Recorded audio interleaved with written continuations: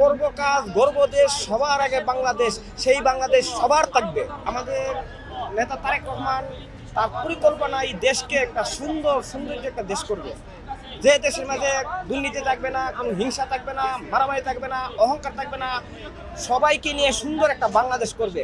সে স্লোগানে বলেছে করব কাজ গর্ব দেশ সবার আগে বাংলাদেশ, সেই বাংলাদেশ সবার থাকবে, কোনো দুর্নীতি কোনো কিছু থাকবে না।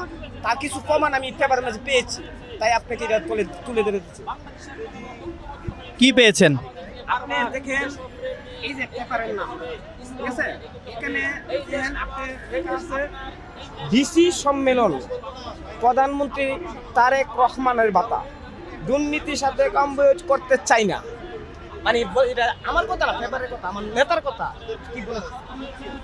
আরেকটা আপনি দেখছেন আজকের সংবাদ, যুদ্ধ পরিস্থিতি সরকারের জন্য বড় চ্যালেঞ্জ, 30 লাখ কোটি টাকা সঞ্চয়ের বোঝা নিয়ে সরকার যাত্রা শুরু করেছে। প্রধানমন্ত্রী দেখেন আমাদের দেশটাকে হাসিনা আর ইউনূসে কি ঋণ করে হয়ে গেছে, আজকে এই ঋণের বোঝা সারা বাংলার মানুষের মাথার উপরে।